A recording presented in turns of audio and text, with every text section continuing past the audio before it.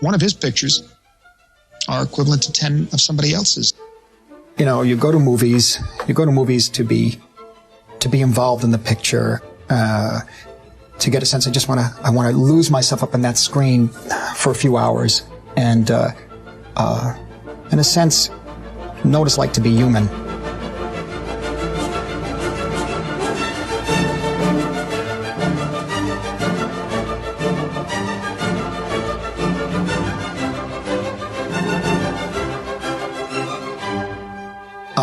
Then you come across certain kinds of films that, when you go to the theater and when you see them, you're completely surprised. They make you look at life a different way. They make you look at being human a different way. They touch areas that you don't want touched sometimes. It's provoke you. And then there's that rarest of films where when you see it continually over years, 10, 15, 20, 30, 40 years, you still see more in it. And what's even better is that if you're making pictures, you go back to this well, this source, for A, inspiration, and B, maybe it should be A, is to learn how to make pictures. To learn, and remember when you get tired, especially if you make 10 or 12 films in your life, and you get tired, you say, why, how can I get that better? What can I do? You look at that source, you look at that inspiration, you say, well, Kubrick wouldn't let it stay this way. Yeah. He would have changed that angle. He would have worked it out. He would have tried to figure out getting more time to shoot the scene this way or that way. He would have really seen it to its end. Yeah. And for that inspiration, I must say, it's looking at his films. And there's many ways I look at his films besides on a big screen. I like watching them on television. I like watching with the sound off. Sometimes you can see the rhythm of the cutting and the camera moves. And when he cuts in a two-shot conversation, the classic one is Mr. Grady, Jack Torrance in the bathroom. Right. Crossing the invisible line with the red background. Yeah. The cuts. And when he destroys the invisible line, and when the shot gets tighter, on which line of dialogue? Did you know, Mr. Torrance, that your son... As a filmmaker, you have to tell a story to the audience.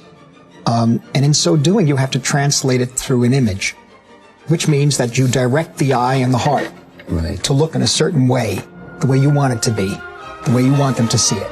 And I never saw anybody tell a story that way. Pretty much every one of the films, you could study the shots. First of all, you don't go study the shot. You go look at the movie and it affects you or doesn't affect you. Yeah. They affected me. And then I went back, when I began to learn more about filmmaking, I went back and I kept saying, why is that one so powerful? Why is it so powerful? And I went back and I tried to trace backwards the shots. And then eventually I started making films before there was video. So I had to do this going from theater to theater, So it was a different thing. I was trying to write down notes. Yeah. So why does something stay with you for so many years? Why did the tracking shots and Paths of Glory stay with you? It's really a person with a very strong, powerful storytelling ability, talent, genius, who could create a solid rock image that has conviction. Yeah. And that is the image. What's in that frame stays in that frame. What isn't in the frame is out. And that's it. You have to compose within that frame. I didn't know he was a still photographer before.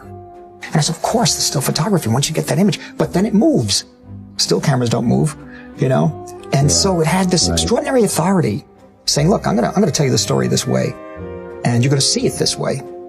Then you add to that what I feel about his pictures. When you add to that, assuming there's good and there's bad, assuming something is wrong and something is right. What are we ultimately as human beings? Are we fundamentally good? Are we fundamentally bad? I think there's where you. That's why you can watch these films again and again and again.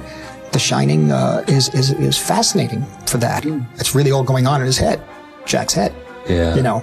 Well, even Eyes Wide Shut, with the husband touching areas that he probably should have left alone, or being too confident about himself in a relationship. Remarkable film. Remarkable. And the more you see Eyes Wide Shut, the more you get involved in that world. At a certain point, you don't want to because it's too painful. When I went to see it, I expected much more than a film. And as I said, we got it.